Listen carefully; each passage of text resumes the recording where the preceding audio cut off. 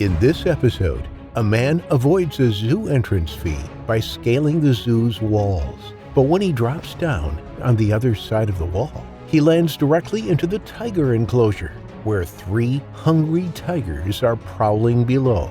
It was there in the tiger's den where dozens of park visitors filmed his final moments. Hit that like button and subscribe right now. This is the terrifying tiger attack on Mr. Zhang. Welcome to Final Affliction. Yangor Wildlife Park, also known as Ningbo Zoo, is situated in the Yingzhou district in eastern China. It is a relatively small wildlife park, but it offers the chance to get up close to more than 200 species of animals. It delivers fun for all the family, playgrounds and rides, the chance to see some of nature's greats. But in comparison to Western zoos, this Chinese animal sanctuary simply doesn't match up. The animals are sometimes taunted into performing to the delight of the audience. The enclosures are small and dirty. The animals are malnourished and understimulated. Maybe it was a matter of time before an animal would lash out. Maybe the conditions in which they were kept was a disaster waiting to happen. In January 2017, tragedy was about to strike Ningbo Zoo. Mr. Zhang and his family planned a Sunday afternoon out at the zoo with their friends Mr. and Mrs. Li. As they walked towards the entrance, Mr. Zhang had an idea. He decided to try and cheat the system, to try and sneak his way into the zoo for free. As they walked along the tall walls on the zoo's border, he looked up, searching for a way in. His wife thought he was being silly and carried on heading towards the entrance gates. The entry fee was 130 yuan, about $18 US. Although considered very cheap in comparison to Western zoos, it is expensive for Chinese zoos, with Beijing Zoo costing just 15 yuan per visitor, or $2 US. While Mr. Zhang's wife and children entered the zoo with Mrs. Li through the main gates, he and Mr. Li scaled the perimeter wall. It was 3 meters, 10 feet high. But there was a tree next to one section of the wall. The 2 men leapt for a low-lying branch and pulled themselves upwards. They managed to reach the top of the wall and hovered there for a moment, looking for a way down. They would have to jump. Mr. Zhang went first. He crouched down, then held onto the top of the wall as he lowered himself down. His legs were dangling 5 feet above the ground when he let go. He landed with a thud. He was in. Mr. Li followed, dropping down into the zoo grounds. They congratulated each other on their achievement, but now stood another challenge in their way. It was another 3-meter high wall.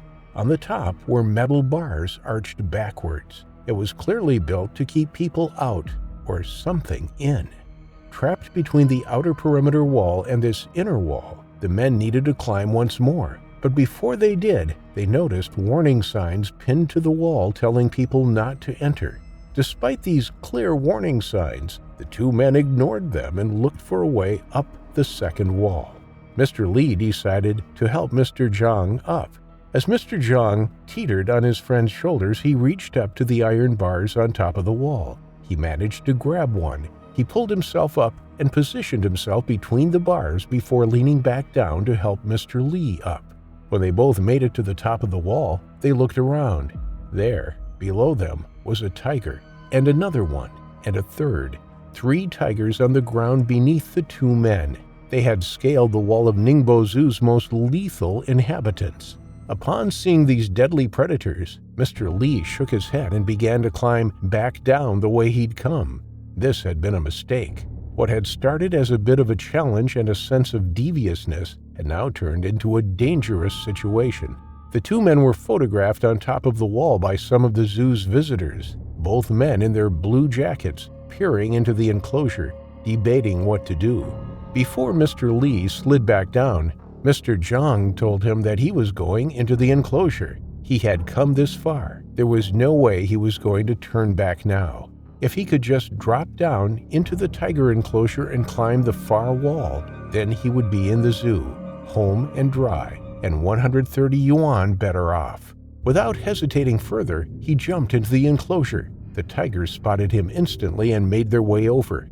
stepping over the long brown grass, walking past the trees and shrubs. They sniffed the air, their eyes locked onto the intruder.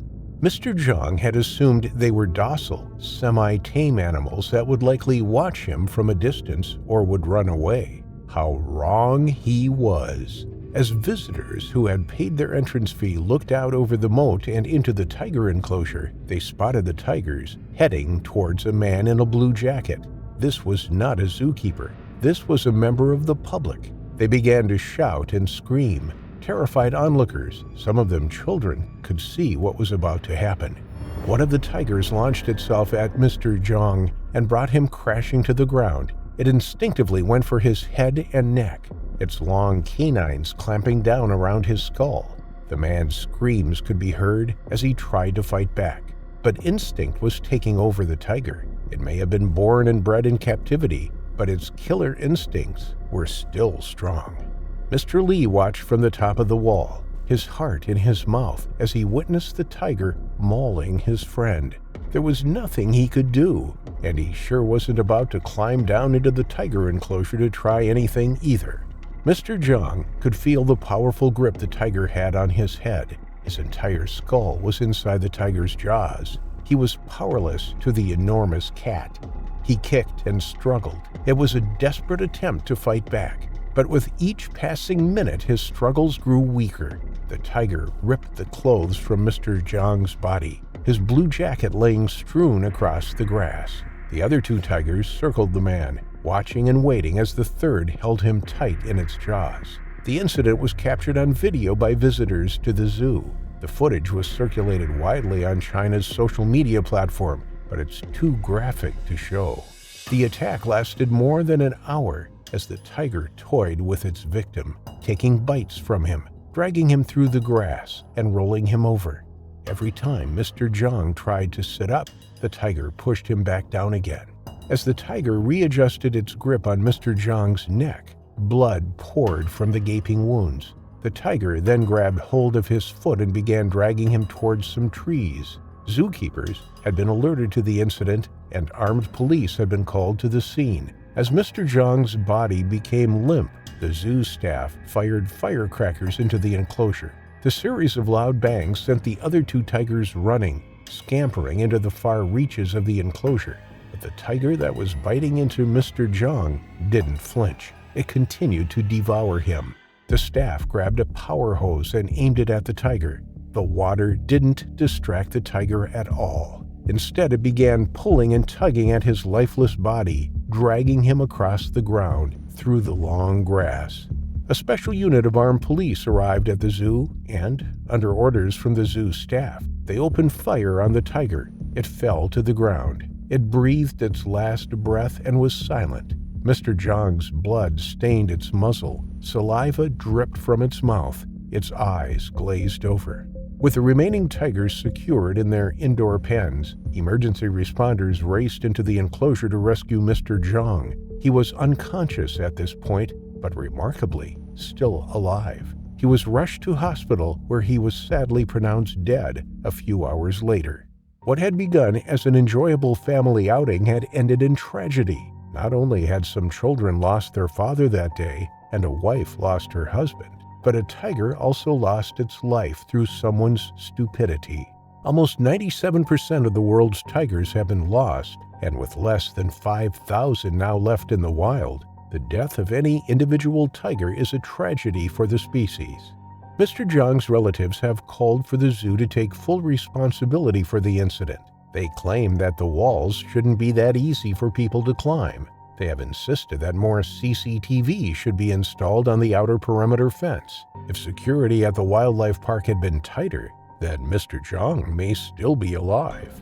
One thing is for certain: you can take a tiger out of the wild, but you can't take the wild out of the tiger. Never assume a captive tiger is going to be friendly, or you might end up meeting your terrifying final affliction.